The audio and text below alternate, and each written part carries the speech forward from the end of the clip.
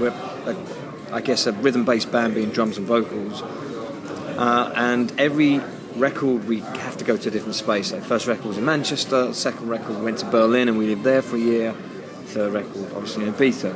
But ironically when we were there we were like going to a lot of parties and clubs, and we kind of just didn't feel that 128 BPM EDM music was something we could pull off or be on stage with. It just feels a little bit like there's not enough dynamic, in it. So we started thinking about how we can fuse it and mess around with it, and we found Studio 54, and CBGB's obviously, that we've been in love with for many years, and we just started to look at that whole time frame of where disco, late 70s, early 80s, was getting kind of hit with punk, and that new wave thing was happening back in the States back then, and we fell in love with that whole scene. And then, Chic and all those great little kind of late 70s, early 80s funk riffs and moves, we were like...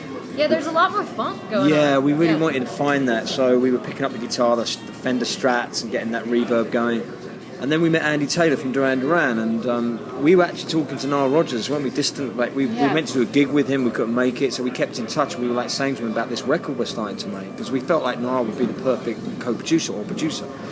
But we met Andy Taylor on the island by complete fate, and Andy Taylor, Duran Duran, was produced by Nile Rodgers then, back in the day, and Kay would be saying, look at this picture with Diana Ross, Studio 54, hanging out with Nile Rodgers on the deck, in the booth. We want to be a band in the booth. We want to do this thing. And he was like, yeah, I was there. And, Andy was just this new person that became a really important part in our lives. And we spent 8 months in a cave on the island making this record with him. So that's great. So, what was his influence on the record?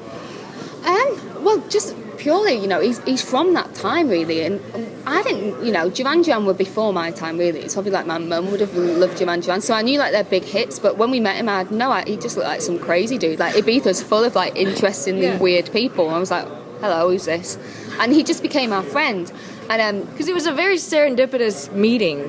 Yeah, completely random. And that's typical Ibiza. It's random. You just meet random people there. And he became our friend, and we had no plans to work with him. And what happened was we started to kind of get into... We'd go to the clubs in Ibiza and go, this is shit. It's good, but it's just not what we want to do. And so we'd kind of go home and we'd Google documentaries on Studio 54 going, can you imagine if those clubs still existed? Because they don't, and it's not glamorous anymore. Everyone just takes a pill and kind of goes like that. And Andy's kind of skill came in, I think. Definitely... We mixed the whole album onto analog tape, and we don't know about analog tape. We went to New York and we, put the whole record onto analog tape, and I think that sonically that was definitely something we wouldn't have done without Andy. And also just somebody that we could go, have you heard this song? We didn't even know this song existed from the 70s. He'd be like, yeah, but have you heard this song? Yeah. And then he'd play something and we'd be like, oh, mind-blowing. So what were the differences or more challenges from leaving Sony and putting it out not with them? Loads, but we're happy, and we felt, we sometimes come across weird in interviews when we talk about record labels, because we just sound we never want to sound bitter about it. There's so many people that are talented that work at those labels. A lot of them are getting sacked now, but we just didn't sit very well in it, because we write pop songs and we love pop music.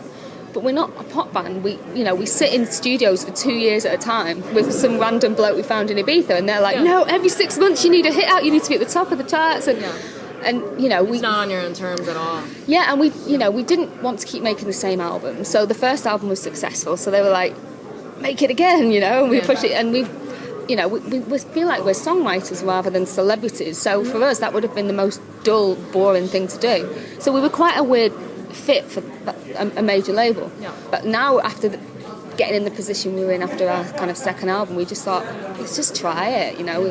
We're not that bothered about being mega famous. We just want to make good music, and if we have hits, great. But that can never be the starting point when you're making an album. So leaking is like an artist's nightmare.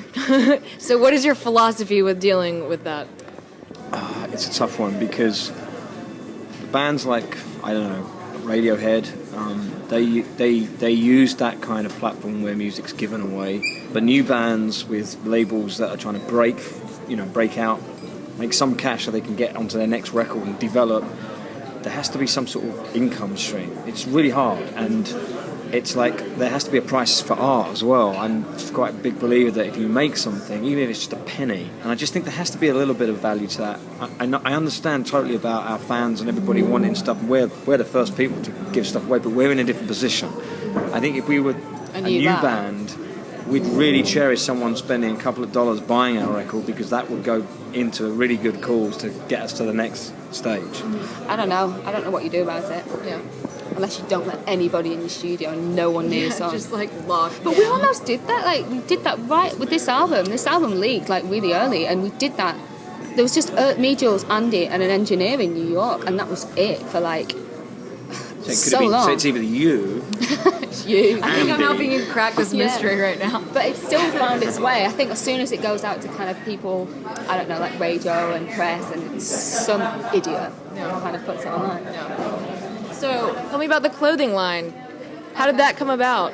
Because I read that you make your clothes, or make a lot of your clothes anyway. Well, I did that so much at the start of the band, and then obviously on tour I couldn't really take a sewing machine. I did kind of look into it at one point. I was like, I don't take a sewing machine and make all my own clothes, but so that we kind of put that on the back burner for a good 3 or 4 years. And we just did a European tour about 4 or 5 months ago, and I was starting to get my stage clothes together, and I started to design stuff and get stuff made and make stuff myself.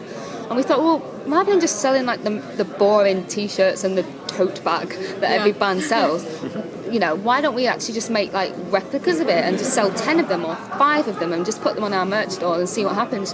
And we did that. We did it with like coats and little skirts and little t-shirts, and like, but cool t-shirts, not just like the horrible ones that should never look nice and you only sleep in. And it went so well on the European tour. Like, it sold out so quick, and people loved it because they felt like it was coming from us. So we've just done it again, and we've kind of stepped it up a bit more. In about 2 weeks' time, it'll be finished. So on this US tour, we'll do it, and maybe we'll start putting it online. And we're just doing collaborations with like a baseball cap company in LA, and so we're just starting to feel our way. So my last question is, what is next for you after South by? Oh, we're doing like a 6-week tour of the States, and then we go back to Europe, and I think we're in France then, and then Japan again. We just started. We just no life for 2 years, basically. No home life, no social life, just sitting on airplanes. You ready for it? Yeah.